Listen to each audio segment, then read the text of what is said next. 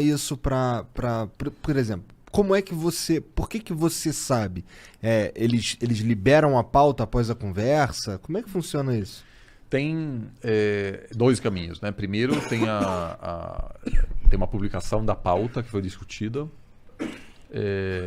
ou tem alguém de dentro que, né, Que vamos dizer, vaza. que vaza isso. E que às vezes isso é vazado propositalmente. Claro. Então muita gente de dentro que, por exemplo, discorda de algo, diz, cara, aqui tá rolando uma conversa estranha.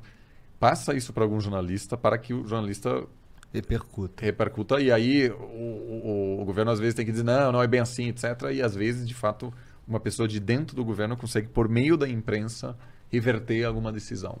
Então, Entendi. geralmente é legal por isso meio aí. desses... House of Cards, total. É isso, é um pouco isso. Mas é muito comum, né? Eu acho que não, tem algumas partes um pouco... Fantasiosas ali no- fantasiosas, no- mas assim, claramente... Empurrar alguém na frente do metrô. Por exemplo, eu acho que teve poucos presidentes Eles americanos que mandam fizeram matar com outras isso. pessoas, né? Claro, óbvio. Porra. Eu acho que essa parte não. Mas fora, sim, então tem isso.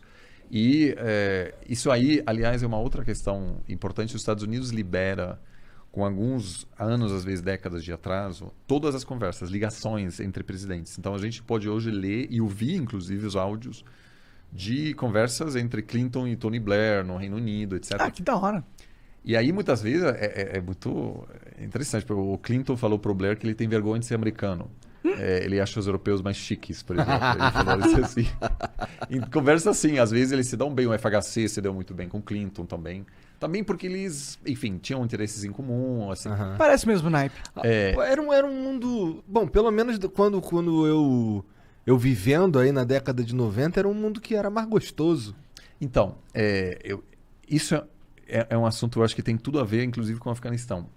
Você tinha nos anos 90 um período de muito otimismo, mas também eu acho que de uma situação que os Estados Unidos venceu a Guerra Fria. O Fukuyama publica aquele livro dizendo: o fim da história chegou. Todos nós seremos democracias liberais.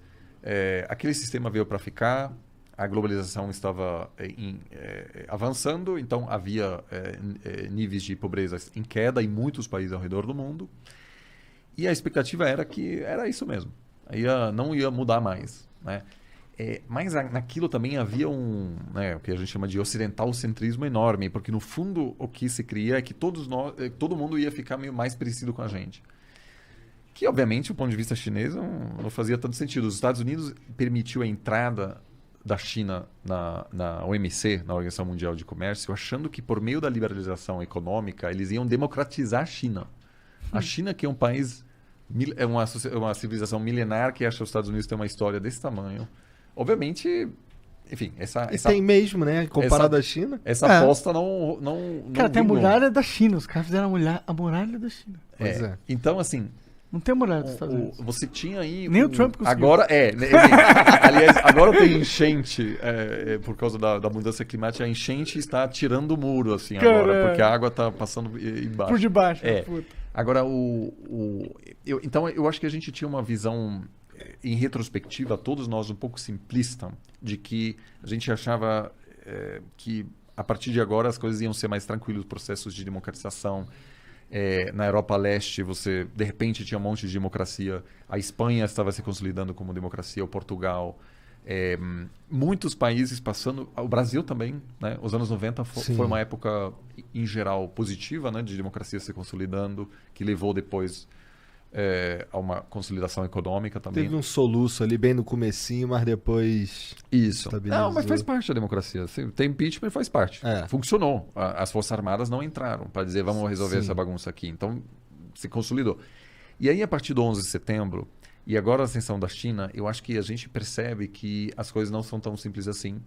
E os ciclos históricos de conflito, consolidação, tensão, etc., continuam. E a gente está agora passando por um processo que é raro, né? Que nem toda geração vivencia, de que uma grande potência está sendo superada por outra. E essas transições geralmente são muito conflituosas. Poucas deram certo, entre aspas, sem conflito. Uma delas que deu certo, sem grande confronto, foi os Estados Unidos superando a Grã-Bretanha. Mas foram países muito parecidos também, né? Era com tipo culturas o parecidas. filho superando o pai, né? Um negócio assim. Pouco assim, teve alguns momentos de tensão. Mas se todo mundo tá legal ali, se conseguindo viver numa boa, será que eles vão querer entrar numa? Tipo, outra Guerra Fria? Acho muito improvável. Será que a bomba atômica não impede de guerras acontecerem? Você estudou RI? Não, cara. É porque você tá trazendo aí todos os argumentos. Assim, eu acho que sim, você deu uma lida, né? Cara, eu sei que a bomba atômica é um impedimento de guerra, é por isso Então, porque um dos argumentos, né, sobretudo de pensadores realistas, que acreditam que a bomba atômica é um impedimento para confrontos sistêmicos. Isso pode ser, a gente não sabe. A gente não sabe, né? Tem gente que acha que é a ONU que garantiu a paz desde a Segunda Guerra Mundial. Você está mais do lado realista, né? Eu tô vendo assim. Você não é um cara assim tão otimista assim. Eu não acredito que organizações regem o mundo. Tá, o mundo então, funciona do jeito que ele quer. Então, se você... Assim, as bombas atômicas, em teoria, sim, podem estabilizar, a não ser que tenha proliferação e pode haver confrontos acidentais também, né? Um Estado Islâmico pega uma bomba atômica. Fudeu. Isso é uma possibilidade, mas a outra é a Primeira Guerra Mundial, que começou por causa de um assassinato. Aí teve uma aliança entre vários países que foram arrastados para esse conflito e ninguém quis a Primeira Guerra Mundial. Entendi. Então pode haver confrontos e nesse caso até uma bomba atômica em teoria pode não parar, impedir esse tipo de confronto. É que foda, porque se rola um confronto acaba o mundo. Uma bomba atômica, tipo, a Terceira Guerra Mundial vai durar 2 semanas. Assim, por incrível que pareça, existe o direito, inclusive, da guerra, né? Ou seja, existem regras e normas que foram estabelecidas.